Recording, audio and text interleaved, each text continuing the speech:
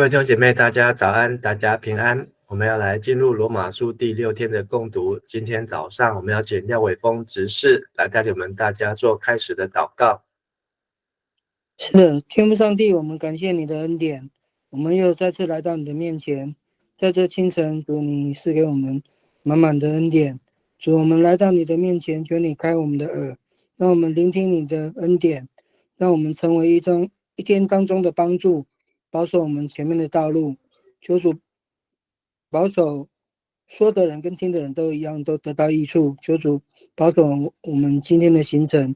我们这样祷告都是奉主耶稣的基督的名求，阿们。阿们，谢谢。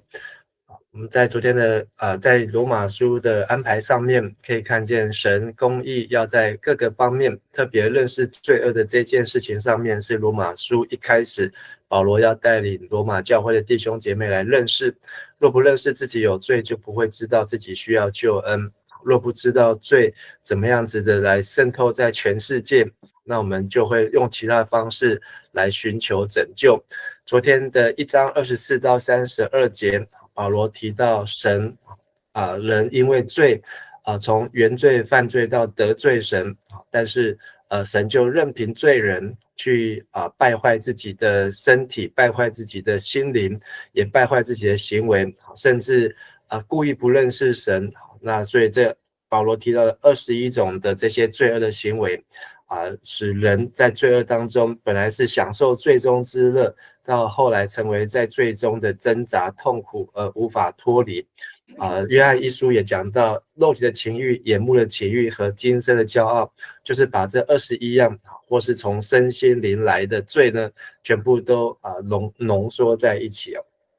那所以人如果能够靠自己的问题来解决罪的，那就不需要上帝。所以罗马书保罗要证明人没有办法用自己的方式。所以今天接下来进入的第2章，那一直到3章8节呢，讲到的是神的百姓，连神所拣选的犹太人也被定罪。那前面讲到了犹太人或是希腊人，或是这些自以为义的人，这一些常常在教导别人怎么样才是真理，怎么样才是良善，怎么样才是活出正义的生活的人呢？其实他们也有罪，所以自以为稳稳得救的，其实也被定罪。那这是我们今天要读的这段的重点。好，那我们请伟峰来带领我们读第2章的第1节到第5节。第2章第1节，朋友啊，你评断别人，不管你是谁，都是不可原谅的。你评断别人，而自己所做的却跟他们一样，你就是定自己的罪了。我们知道上帝审判做这种事的人是没有错的，可是朋友啊，你用来评断别人的事，正是你自己所做的。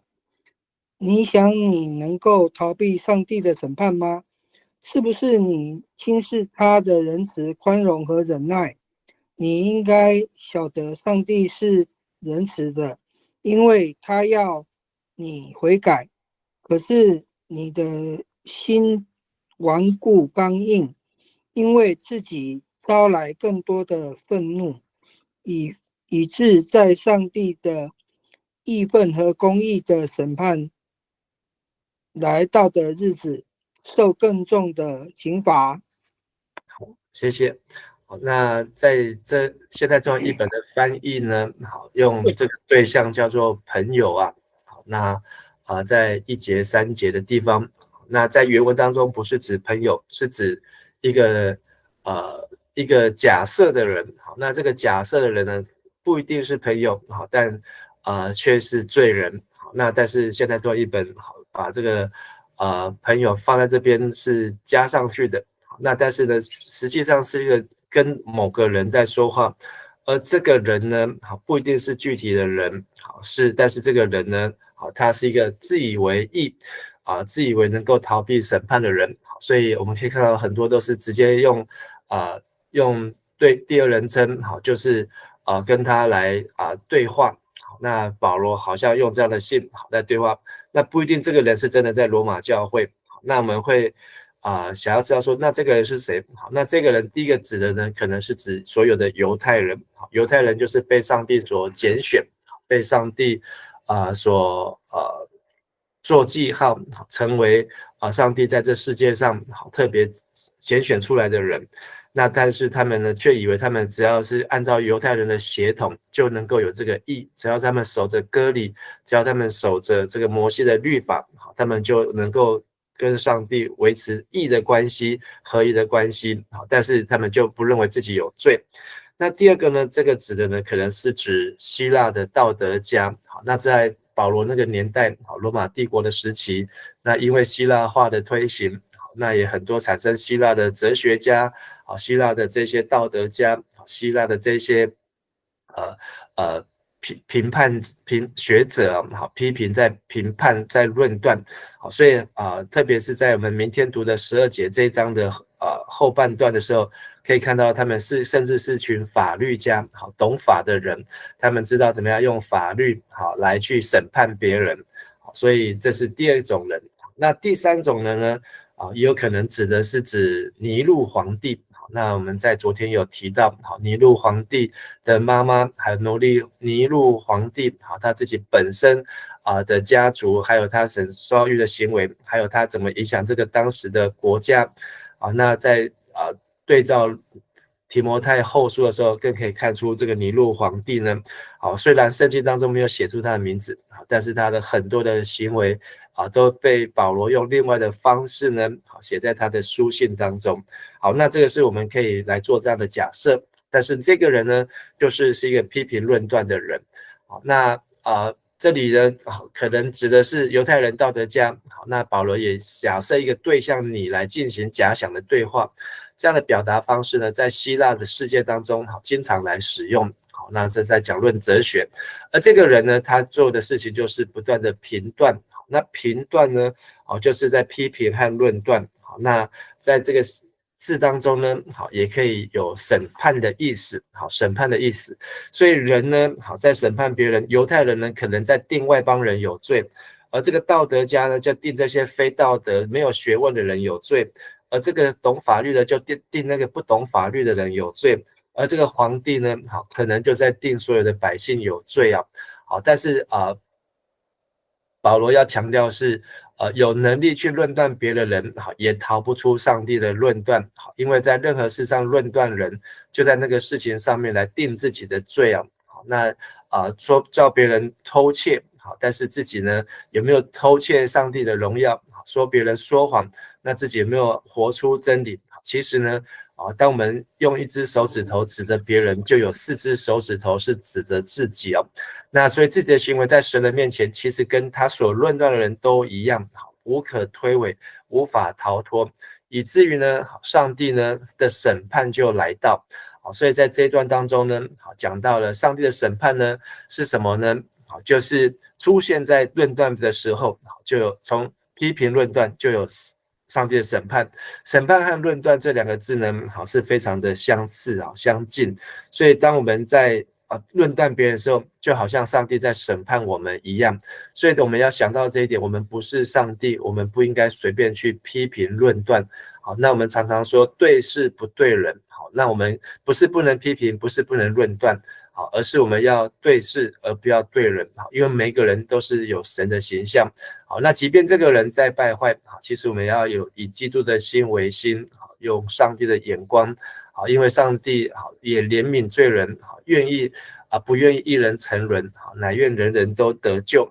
所以上帝的审判其实就发生在每一个批评论断的时候，上帝的审判不能够逃避。即便这些的犹太人道德家，或是这些懂法的掌权的，那他们呢，用法律用道德来追杀这些自己看不惯不顺眼的人。但是呢，上帝呢也是这样子，但是上帝呢却是用他的仁慈，他的审判却是仁慈、宽容和忍耐。好，这里讲到3件事情，就是上帝的审判其实是仁慈、宽容和忍耐。好，那在和本加上藐视神丰富的恩慈、宽容和忍耐。所以不是只有一次，就是2次、3次，甚至耶稣说的70个7次，上帝愿意给我们这么多次的机会。那我们在论断别人的时候，我们不应该要多给别人机会，或是多想一想上帝怎么样饶恕我们。这也是耶稣在马太福音第7章登山宝训的时候，主耶稣所说的要饶恕人，不要论断人的这件事情。而这个说看到弟兄眼中有刺，却不想说自己眼中有梁木，自己眼中有梁木，怎么对弟兄说让我去掉你眼中的刺呢？所以耶稣说，这假冒为善的人要先去掉自己眼中的梁木，才能看得清楚，好去掉你弟兄眼中的刺啊。所以这个上帝给我们的是丰富的恩慈、宽容和忍耐，而目的是为什么要饶恕我们？不是让我们继续活在罪中，而是第4节后面所说，因他要我们悔改。所以上帝要我们能够悔改，以免在将来上帝最后的审判，就是义愤和公义的审判来到的日子，受更重的刑罚。在今生上帝就会用他的方式来管教，来修剪我们，让我们知道要悔改。但是如果我们不在管教修剪当中仍然拒绝，最后也会落入在上帝最终的审判当中。所以在第1章18节，想到前天提到说，神的愤怒从天上显明在一切不虔不义的人身上，而这个愤怒呢，就是为了世上的审判，而世上的罪人，而这罪人当中，除了身心灵的败坏，还有就是罪人的口，罪人的心，充满了批评和论断。所以他们明明知道，明明知道有神，却不来感谢神、荣耀神。他们明明知道神的公义和公正，却说自己比神还要公正，自己比神还要公义。他们明明知道上帝会来审判刑罚，但是他们认为说他们已经逃过了，他们自以为意，OK 没有事了。其实没有办法，因为他们越是这样刚毅不悔改，上帝不是在今生审判，甚至在来世，在末世，来审判他们。好，接着再请伟峰带我们来读第6节到第11节。第6节，因为上帝要按照每一个人的行为报应他。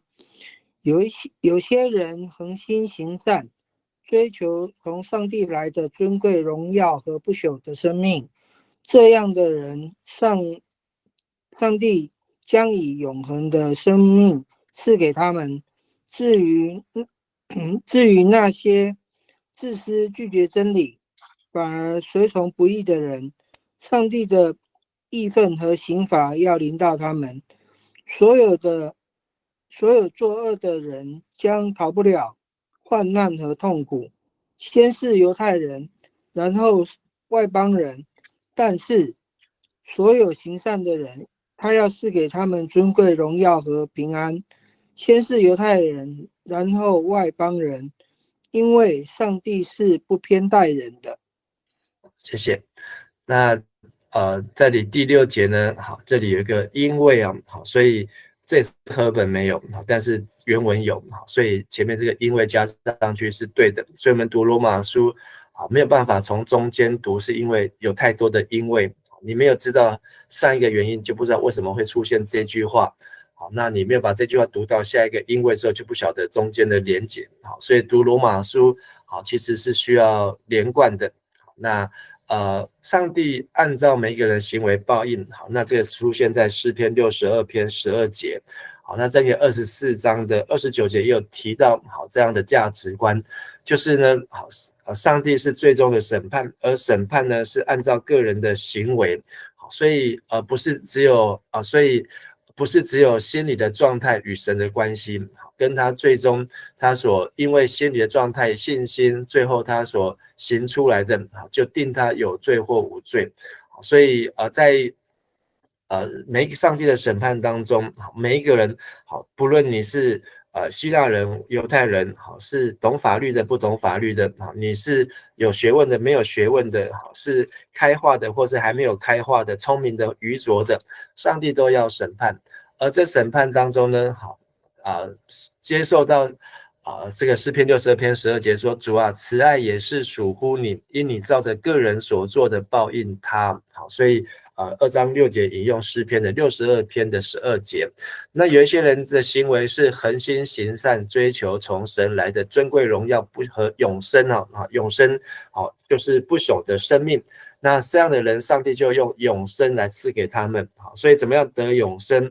那就是从行为上，就是要追求上帝的良善，追求上帝的荣耀，那追求上帝的国。所以先求神的国和神的义，这一切东西都要加给你们。那这也是耶稣在马太福音第6章登山宝训的时候所说的。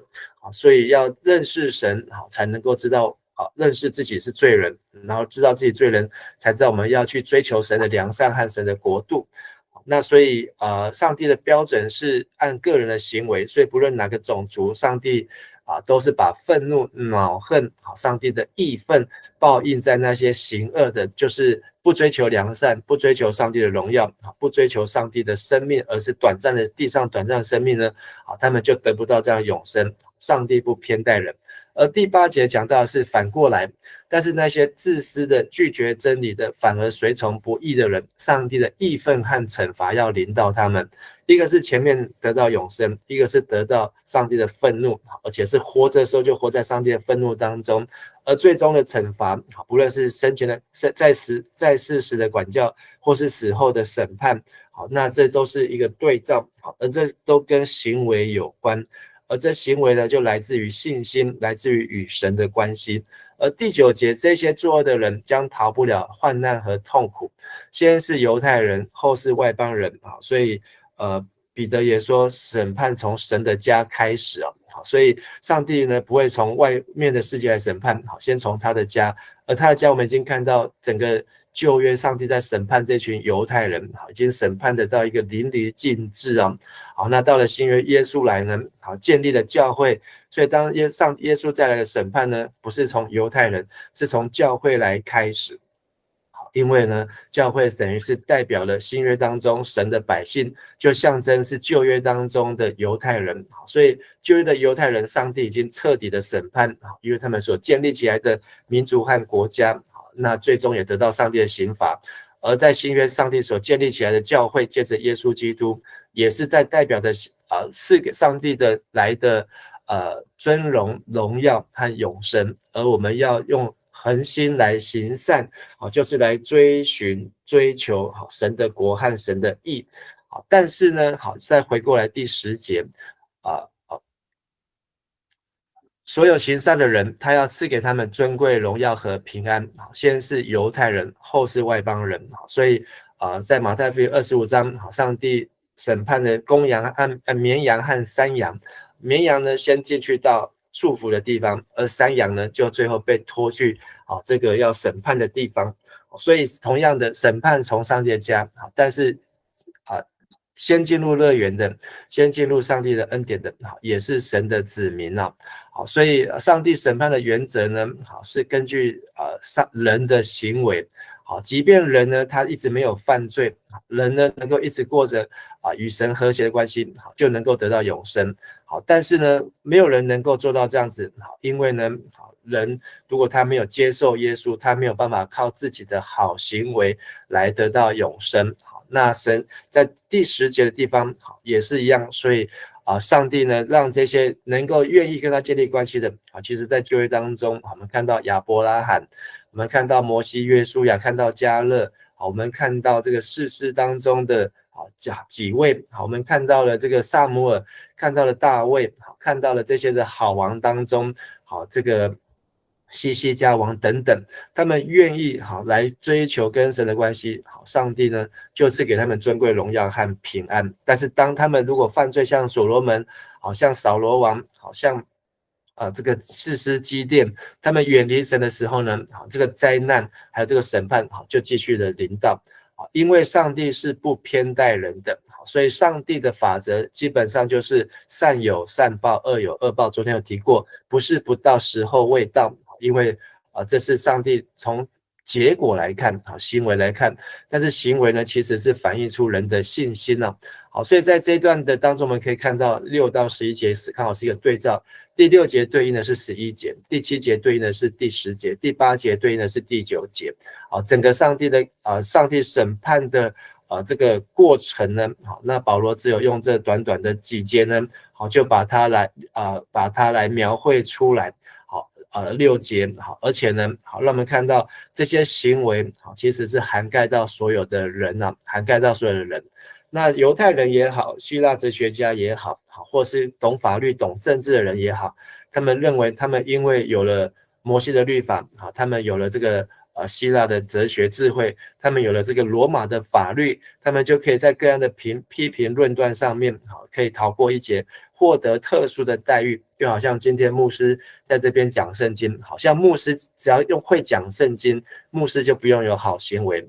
那这种的自以为义呢，说的满口的仁义道德，但是却没有活出来的话呢，也是没有办法躲过审判。所以上帝不会因为很会说、很会讲，然后很会批评论断，然后就改变他审判的标准。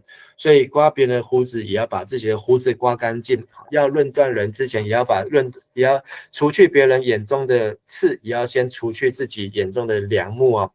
因为耶稣说，不要把圣物给狗，也不要把珍珠丢在猪的面前啊。好，那上帝的话呢，好是要来检视自己，好，照镜子，好，而不是用来去当放大镜，去放大别人的错。好，所以今天这一段呢，好，一直到16节，好，明天我们继续会读完。好，讲到这是自以为义好的道德家他们的罪恶。在马太福音第7章第2节，耶稣说：“你们怎样论断人，也必怎样被论断；你们用什么量器量给人，也必用什么量器来量给你们。”所以，当我们觉得自己比别人好的时候，其实我们要知道这是上帝的恩典，是上帝他丰富的恩慈、宽容和忍耐，是要使我们来悔改，而不是使我们能够不是为了要使我们骄傲。很多时候我们看到圣经有太多好的例子，因为得到上帝的一下子的祝福，好，那整个就骄傲起来，而骄傲之后呢，就败坏，所以以至于呢，继续在这个罪就继续的横行在他的生命当中。在罗马书2章6节呢，神照个人行为来报应个人，好，所以就是来呼应善有善报，恶有恶报。那不是不到是时候不是不报是时候未到。所以让我们知道上帝的不是只有根据行为，而这行为是来自于信心，来自于与神的关系。而第7节讲到凡恒心行善，寻求荣耀尊贵和永恒福分，就是永生的人，就有永生赐给他们。盼望我们从今天这段经文当中，我们能够明白罪恶的世界，也明白罪恶的生命，同时还有就是身心灵、眼目的情欲、肉体的情欲、精神骄傲，还有就是话语上面的论断。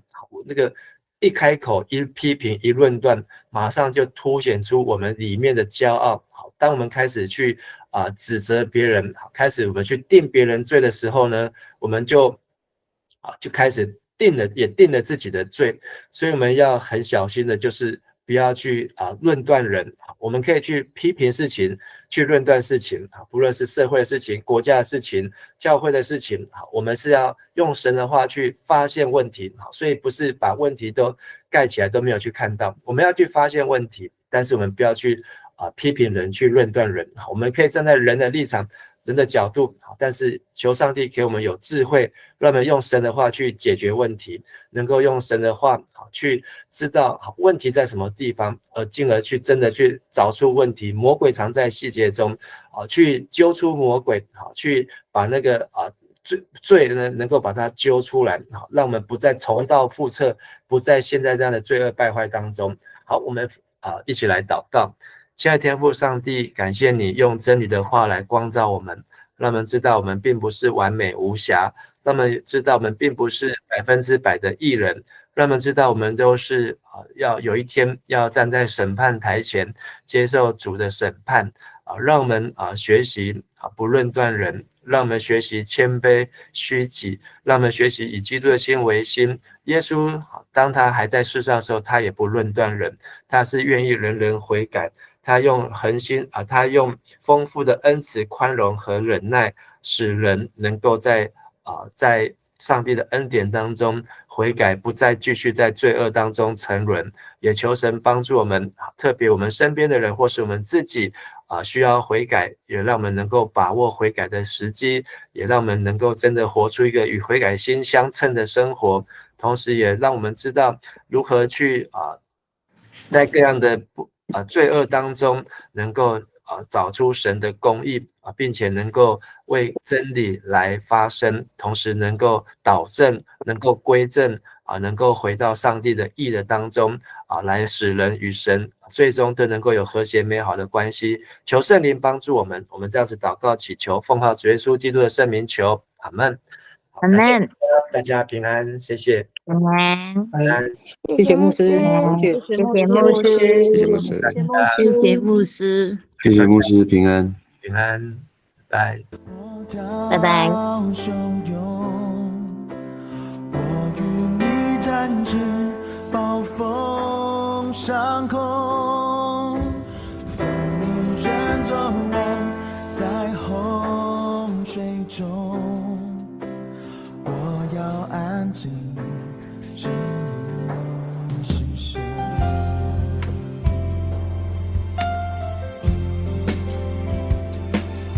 我灵安息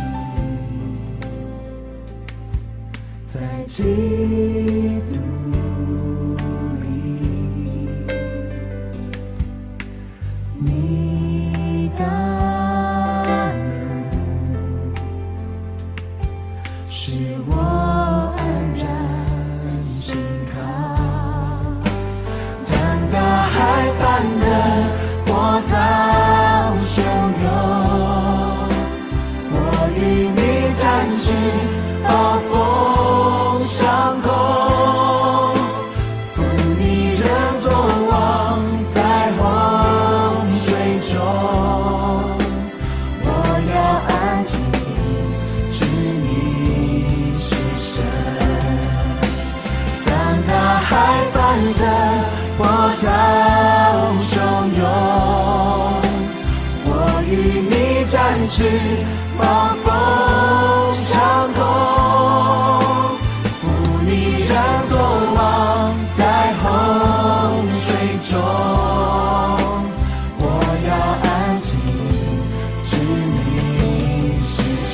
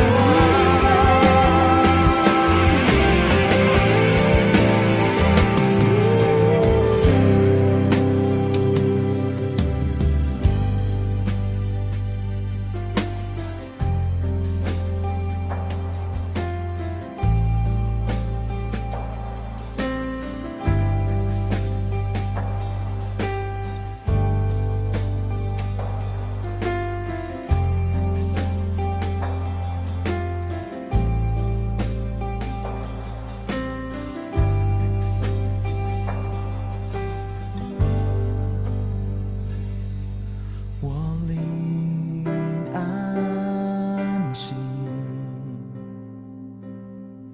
在基督里，你的能使我安然心靠。当大海翻腾，波涛汹涌，我与你展翅，暴风上空，负你人走亡在洪水中。我要安静，知你是神。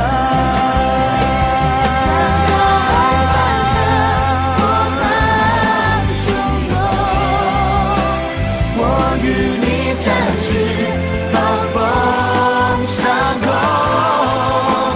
负你人走亡在洪水中。我要安静，知你是神。让海漫腾，波涛汹涌。我与你展翅，暴风上空。